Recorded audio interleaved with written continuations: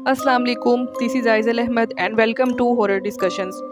Friends, मैं आप लोगों को सिर्फ ऑडियंस नहीं बल्कि अपना दोस्त मानती हूँ और दोस्त तो ज़िंदगी के हर मोड़ पर एक दूसरे को बहुत ही ज़्यादा सपोर्ट करते हैं और कभी भी अपने दोस्तों को अकेला नहीं छोड़ते। पर फ्रेंड्स, पता नहीं क्यों मुझे ऐसा लग रहा है कि आप लोग मुझे सपोर्ट नहीं कर रहे हैं, क्योंकि ना तो आप लोग मेरी वीडियोस पर कमेंट करते हैं, ना ही लाइक और शेयर करते हैं और मेरे चैनल को सब्सक्राइब भी नहीं करते हैं। क्योंकि मुझे ये बात पता चली है कि मेरे चैनल को सब्सक्राइब करने वाले सिर्फ 2% लोग हैं और बाकी 98% लोग सब्सक्राइब किए बगैर ही मेरी वीडियोस को देखते हैं, जिसकी वजह से मैं काफ़ी ज़्यादा सैड हूँ। तो फ्रेंड्स, हमारी इस दोस्ती को और ज़्यादा पक्का करने के लिए मेरे चैनल को सब्सक्राइब ज़रूर कर लीजिए और मेरी वीडियोस को बहुत ज़्यादा लाइक और शेयर भी कीजिए और मुझे कमेंट करके ज़रूर बताइए कि आप लोगों को मेरी स्टोरीज कैसी लगती हैं, ताकि मुझे भी पता चले कि इतनी मेहनत जो मैं कर रही हूँ वो कामयाब होती भी है या नहीं। So friends, do subscribe my channel and don't forget to like, share and comment on my videos। और एक बात और कि अगर आप लोगों के साथ भी कोई पैरानॉर्मल एक्सपीरियंस हुआ है तो आप लोग ज़रूर मेरे साथ शेयर कीजिए इस ईमेल पर, ताकि मैं आप लोगों की स्टोरीज भी अपने दोस्तों के साथ शेयर कर सकूं। तो आज की जो कहानी मैं आपको सुनाने वाली हूँ एक बहुत ही ज़्यादा हॉरर स्टोरी है और ये बात है 1957 की। उस वक्त पाकिस्तान की पॉपुलेशन बहुत ज़्यादा कम थी और बहुत सी जगह बहुत से गाँव वीरान पड़े हुए थे और ऐसे बहुत से गाँव थे जिनमें आबादी कम होने के साथ साथ पानी और बिजली का भी बहुत ज्यादा मसला था और लोग कई कई मील पैदल सफर करके कुओं से पानी लेकर आते थे। तो फरजाना अपने 3 बच्चों, अपनी सांस और अपनी नंद के साथ एक गांव में रहती थी जो बहुत ही वीरान सा गांव था। उसमें बहुत ही कम लोग रहते थे। फरजाना का शोहर जब घर से जाता था कई कई दिन तक वो घर में वापस नहीं आता था। उसका कुछ पता नहीं होता था, उसको अपने बच्चों की कोई फिक्र नहीं रहती थी। बस वो घर से बाहर निकलता था और अपने बीवी बच्चों सबको भूल जाता था। फरजाना लोगों के कपड़े सिलाई करके अपना और अपने बच्चों का गुजर बसर करती थी। अब इस गाँव में पानी का दूर दूर तक कोई निशान नहीं था। एक कुआं था जो फरजाना के घर से 15 से 20 मिनट के फासले पर था। तो फरजाना और उसकी नंद सुबह सुबह या तो फजर से पहले या फिर फजर के बाद उस कुएं से पानी भरकर ले आया करती थी और सारा दिन उसी को इस्तेमाल करती थी, क्योंकि सुबह के वक्त उस कुएं के पास बहुत ही ज्यादा रश रहता था तो उनका पानी लाना मुश्किल हो जाता था। इसीलिए वो रात में ही ये काम करती थी। लेकिन रात में एक मसला ये होता था कि जो वो गाँव था, क्योंकि वो बहुत वीरान सा गाँव था, उसमें बहुत अजीबोगरीब वाकयात होते थे। अगर कोई रात में निकलता था लोगों को बहुत ही अजीबोगरीब वहाँ से आवाज़ें सुनाई देती थी, कभी कुछ अजीब सी मखलूक दिखाई देती थी, लोग बहुत ज़्यादा डर जाते थे। फरजाना की नंद जो थी शबाना, वो भी फरजाना के साथ ही जाया करती थी, लेकिन वो काफ़ी बहादुर थी। लेकिन जो फरजाना थी वो बहुत ही डरपोक किस्म की औरत थी, वो तो हवा की आवाज़ से भी डर जाती थी। तो अब सुबह में ये होता था कि जो फरजाना की नंद थी शबाना, वो अजानों से पहले ही उठ जाती थी और अपना बर्तन लेके वो फरजाना का जो कमरा था उसके बाहर आकर खड़ी हो जाती थी और अपने बर्तन से फरजाना के कमरे का दरवाजा बजाती थी। उस आवाज़ से फरजाना उठ जाती थी, वो अपना बर्तन ले आती थी और ये दोनों सुबह के वक्त पानी लेने के लिए इस कुएं में चले जाते थे। रास्ते में फरजाना बहुत ज़्यादा डरती थी। वहाँ पर कुत्ते भी बहुत अजीब अजीब आवाज़ निकाल कर भौंकते थे। इन आवाज़ से फरजाना बहुत ज़्यादा डर जाती थी।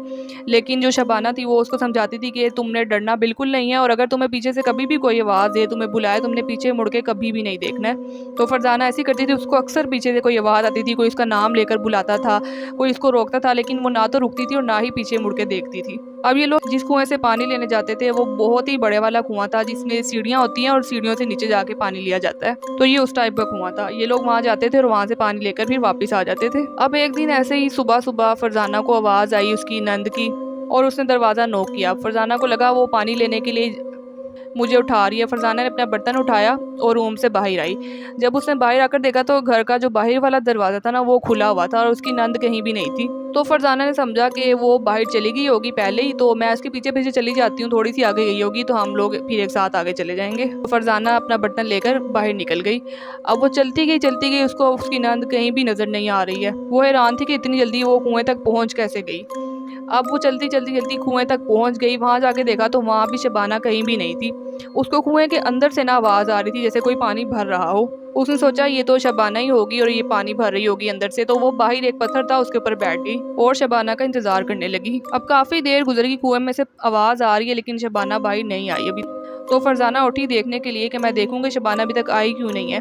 तो जैसे ही उसने कुएं में झांक कर देखा तो उसने देखा कि वहाँ पर खाली एक बाल्टी पड़ी पानी वाली और आसपास कोई इंसान नहीं है, कोई भी नहीं है। वो कुआं बिल्कुल खाली है। अब ये मंजर देखकर वो बहुत ज़्यादा खौफजदा हो गई, क्योंकि वो इतनी उजाड़, इतनी सुनसान जगह थी, वहाँ पे आसपास कोई भी इंसान नहीं था। वो बिल्कुल अकेली थी इस टाइम और पहले ही वो बहुत ज़्यादा डरपोक थी। अब ये मंजर देखकर वो और ज़्यादा डर गई कि कब से मुझे पानी भरने की आवाज़ आ रही थी, लेकिन अब मैंने देखा है तो वहाँ पर कोई भी नहीं है। अभी वो इसी सदमे में वहाँ पे खड़ी हुई थी कि उसने देखा कि वहाँ पर बहुत बड़े बड़े जो दरख्त थे ان میں سے ایک درخت کے اوپر اس کو ایک عجیب سی مخلوق بیٹھی ہوئی دکھائی دی، جس کے جسم پر بہت لمبے لمبے سے بال تھے اور جس کی آنکھیں بہت زیادہ لال تھی۔ وہ نہ سمجھ آ رہی تھی کوئی پرندہ، نہ سمجھ آ رہی تھی کوئی انسان، وہ کوئی عجیب سی ہی مخلوق تھی اور وہ فرزانہ کو بہت دور سے گھور رہی تھی۔ جب فرزانہ نے یہ منظر دیکھا تو اس کے پیروں تلے زمین نکل گئی، اس نے اپنا برتن وہیں پھینکا، وہ چیختی چلاتی وہ اپنے گھر کی طرف بھاگی اور اپنے گھر کے دروازے کے باہر جا کر وہ بے ہوش ہو گئی۔ اب اسے اس کے آگے کچھ بھی نہیں پتا اس کے ساتھ کیا ہوا۔